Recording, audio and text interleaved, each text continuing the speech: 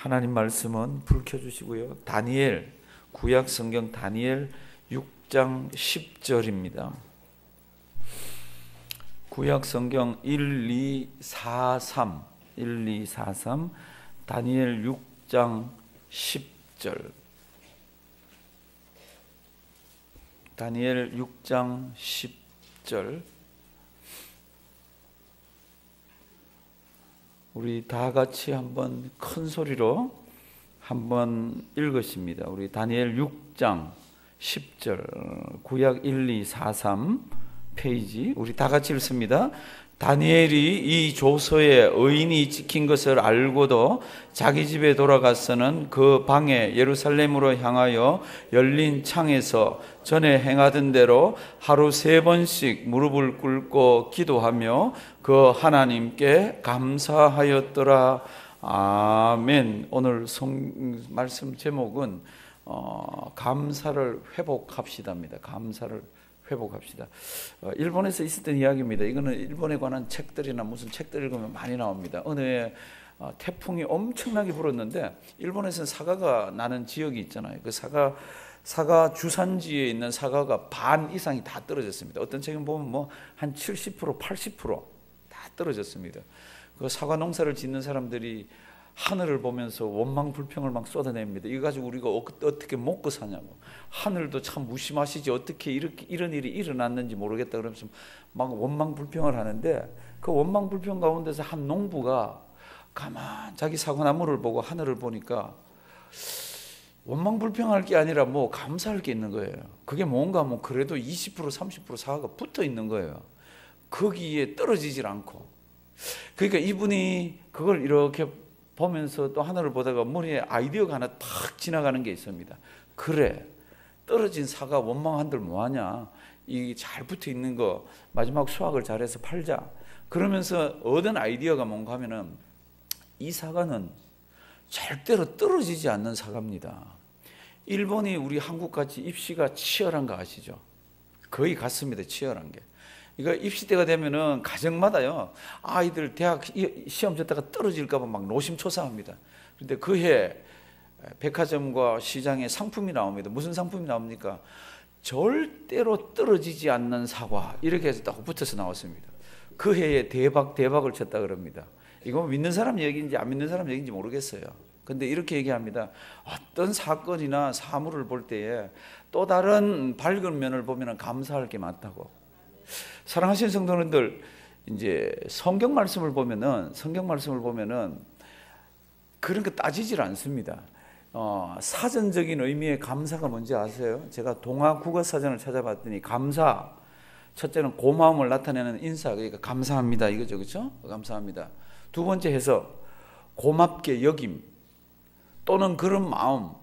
근데 요 뒤에 잘 들여다보면은 무엇을 고맙게 여깁니까? 무엇에 대해서 그런 마음을 가집니까? 그럴 때는 반드시 그 전제가 자기가 원하던 대로, 아니면 자기에게 큼직한 무엇을 주었을 때, 아니면 자기가 어떤 혜택을 받았을 때, 자기에게 뭐가 잘 됐을 때 뭐를 하죠? 고맙습니다, 감사합니다 이렇게 하는 거죠. 이게 세상의 사전을 보면은 그렇게 돼 있어요. 언제 감사하다 그리고 언제 고맙다 그럽니까? 잘해 주었을 때, 뭔가 해결해 주었을 때, 답답한 것을 풀어줬을 때, 이럴 때예요. 근데 성경은 그거하고 완전히 다릅니다. 어떻게 다릅니까? 그거하고 상관없이 그럴 때 감사하는 것은 세상 사람도 하는 거다. 근데 그것하고 상관없이 상황이 어렵든지 내가 원하는 대로 안 되었든지 참 불편하든지 막 그런 가운데서도 너희는 무엇하라? 감사하라. 누구에게? 하나님께. 그게 성경이 가르치는 우리의 내용입니다. 지금부터 한 2500여 년 전에 유대인들, 히브리인들이 바벨론에 포로로 잡혀가 있었습니다. 그 포로로 잡혀가 있는 젊은이들 중에 신앙을 지키는 젊은이들이 좀 있었습니다. 그 중에 우리가 아는 다니엘이 있습니다. 다니엘이 굉장히 오랫동안 정치에 연관이 되어 있습니다. 다리오라는 왕이 이제 정권을 잡고 전 세계를 지배할 그때에, 이게 바빌론과 페르시아하고 이 나라들이 정권을 잡으면 그 넓은 제국을 어떻게 다스렸습니까? 180명의 방백을 두었습니다.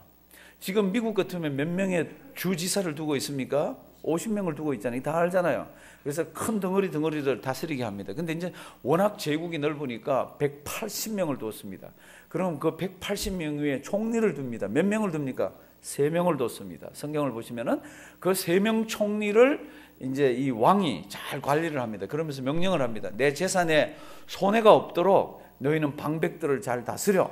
이렇게 하면서 마음으로 플랜을 갖고 있었습니다. 플랜, 이런 계획을 갖고 있었습니다. 그게 뭔가 하면은 이 세 총리 중에 다니엘이 세 총리 중에 하나인데, 다니엘을 더 위에다 세워서 모든 것들을 관장하게 해야 되겠다. 이런 계획이 있었는데 이거를 총리와 방백들이 합니다.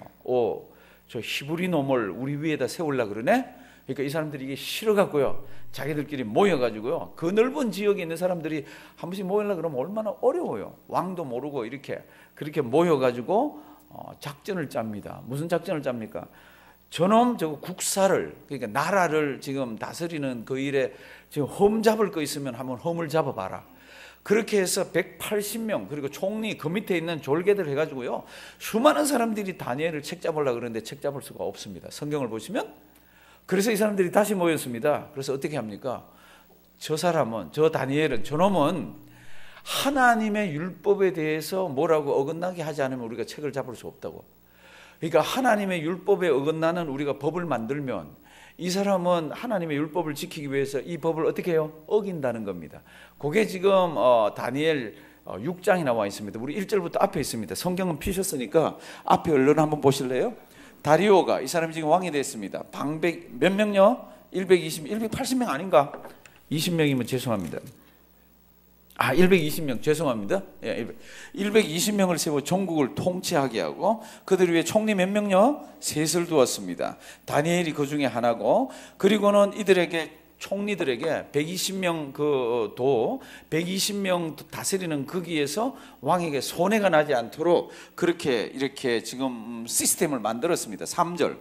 다니엘은 마음이 민첩하여 총리들과 방백들 위에 뛰어남으로 왕이 그를 세워 전국을 다스리게 하고자 어떻게 해요? 한지라. 플랜을 딱 세우고 있었습니다. 이에 총리들과 방백들이 그걸 싫어합니다.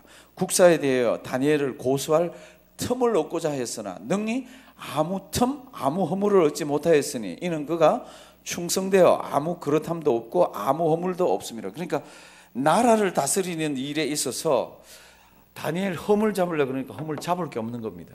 그래서 다시 이 사람들이 모여서 아까 뭐라고요? 하나님의 율법을 어기게 만드는 것 외에는 이 사람을 잡아 넣을 수가 없습니다. 그러니까 자기들이 법을 만들어야 되는 거죠. 5절. 그 사람들이 가로되 이 다니엘은 그 하나님의 율법에 대하여 그 틈을 얻지 못하면 그를 고소할 수 없으리라. 뜻이 제가 말씀드렸습니다. 하나님의 지금 법도 잘 지키고 자기들 나라 법도 험이 없을 만큼 잘 지키고 있습니다. 그런데 나라의 법을 이상하게 하나 꼬아서 만들면은 하나님의 법을 어기게 되는데, 다니엘은 절대로 하나님의 법을 안 어긴 것을 압니다. 그럼 하나님의 법을 안 어기면 무엇을 어기게 돼요? 그 이상하게 만든 그 법을 어기게 되는 거 있잖아요. 그래서 그 법을 만들려고 그럽니다. 그리고 그 법을 가지고 다니엘을 어렵게 만들려고 그럽니다. 그래서 지금 그런 내용들이에요. 그래서 6장 6절. 이에 총리들과 방백들이 모여 왕에게 나아가서 그에게 말하되 다리오 왕이여 만세수를 하옵소서. 7절. 그리고 이 사람들이 이제 만들어낸 이 작전을 왕에게 이야기합니다. 그 내용은 이렇습니다. 왕이여, 이때는 중앙 집권이잖아요, 그렇죠? 중앙 집권의 왕이 전 제국을 잘 다스리려고 그러면 왕의 말을 잘 들어야 됩니다. 그리고 왕이 무엇인가 법령을 공포하면 다 따라야 됩니다. 그 중에 하여튼하고 하나님의 법을 어기게끔 만드는 법을 딱 만드는 겁니다. 다니엘을 잡기 위해서 만들었습니다. 그래서 나라의 모든 총리와 수령과 방백과 모사와 간은 굉장히 많죠, 그죠? 의논하고 왕에게 한 율법을 세우며 한 검령을 정하실 것을 구하려 했는데 그 내용이 뭡니까? 다 같이 천천히 한번 읽습니다. 왕이여, 그것은 곧 이제부터 30일 동안에 누구든지 왕 외에 어느 신에게나 사람에게 무엇을 구하면 사자굴에 던져 넣기로 한 것이니이다. 이렇게 되어 있습니다. 왕이여, 앞으로 30일 동안 제국을 좀 더 단단히 묶기 위해서 왕 외에 누구에게도 절을 하거나 누구에게도 기도하거나 누구를 숭배하거나 이러면은 그 사람은 사자굴에 집어넣는 법을 하나 만들어야 되겠습니다. 그래야 왕의 위치가 단단해집니다. 이렇게 지금 나왔습니다. 왕은 아무것도 모르잖아요. 다니엘을 잡으려고 그런 거 모르니까 들어보니까 그럴듯하고 굉장히 좋습니다. 그래서 딱 조서의 의인을 꽝 찍습니다. 8절. 그는 이제 원컨대 금령을 세우시고 그 조서에 모여 의인을 찍어서 메대와 바사의 변개치 아니하는 규례를 따라 그것을 다시 고치지 못하게 하옵소서. 며칠 동안 이게 효력이 있습니까? 30일. 이에 다리오 왕이 조서에 모여 의인을 꽝 찍고 검령을 쫙 내려서 120도에다가 쫙 다 보냈습니다. 쫙 보낸 거 다니엘이 알겠습니까? 모르겠습니까? 당연히 알죠. 다니엘이 총리인데. 그러면 다니엘은 어떻게 해야 됩니까? 30일 동안은 쥐 죽은 듯이 30일 동안은 가만히 있어야 되잖아요. 왜냐하면 기도하면 안 되잖아요. 그런데 이 6장 10절에 보면요, 아주 다니엘의 위대함이 6장 10절에 있습니다. 그것을 알고도, 그렇게 하면 사자굴에 들어가서 죽는 것을 알고도 다니엘이 기도하더라고요. 그리고 다니엘이 기도한 내용이 뭔지는 모르지만 딱 한마디 뒤에 다니엘이 이렇게 기도했다가 나옵니다. 우리 6장 10절. 다니엘이 이 조서에 의인이 찍힌 것을 알고도, 그러니까 이제 앞으로 기도하거나 들키면 죽습니다. 사자굴에 가서 그거를 알고도 자기 집에 돌아가서는 그 방에 예루살렘으로 향하여 열린 창에서, 지금 창을 열고요, 전에 그렇게 기도했거든요. 전에 행하던 대로 하루 3번씩 무릎을 꿇고 뭐합니까? 기도합니다. 참 대단한 분이에요. 아무리 자기가 총리지만은 이거는 어기면은 검령입니다. 못하게 만들어서 누구든지 죽게 되어 있습니다. 누구든지 여기 걸리면 사자밥이 되게 되어 있습니다. 그런데 그것을 알고도 전에 하던 대로 예루살렘을 향해서 열어놓은 그 창가에서 무릎을 꿇고 기도를 합니다. 성경은 거기서 다 끝나지 않습니다. 기도하는데 어떻게 했습니까? 어떻게 했어요? 그 하나님께 뭐 했다고요? 감사했습니다. 성도님들 감사가 나오겠어요? 마음이 불안하고 막 문 닫고 해야 안 되겠어요? 그리고 사람 안 보이는, 전에는 문 창가에서 했다면 이제는 창에 커튼을 치고 저 뒤에 들어가야 안 되겠어요? 그런데 다니엘은 하나님이 살아계신 것을 압니다. 세상법이, 하나님의 법을, 세상법이 나를 어떻게 할 수가 없노라. 그래서 내가 죽는다 하더라도 나는 괜찮노라. 그리고는 전에 하던 대로 창을 열어놓고요, 그리고는 거기에서 무릎을 꿇고 기도를 합니다. 이거 완전히 들키는 거예요. 그리고 들킵니다. 사랑하신 성도님들, 여기 아주 중요한 게 다니엘은 전에 하던 대로 하루 3번씩 창을 열어놓고 예루살렘을 향해서 기도하는 겁니다. 그런데 그 기도의 내용이 다 뭔지는 모릅니다. 이분 하루에 3번 했으면 저녁, 오전, 정오 이렇게 3번을 했을 거 아니에요. 그거를 다 사람들이 보는데 그 기도 내용이 구체적인지는 모르지만 무슨 기도예요? 감사. 한번 따라 하십니다. 감사. 우리 기도하기는 쉬워요. 그런데 그 기도에 감사가 들어가는 것은 정말 어렵습니다. 그래서 오늘 설교 제목이 감사를 뭐 하자예요? 회복하자고. 우리 감사는 해요. 우리 아이가 이렇게 됐습니다. 하나님 감사합니다. 우리 아이가 저렇게 됐습니다. 하나님 감사합니다.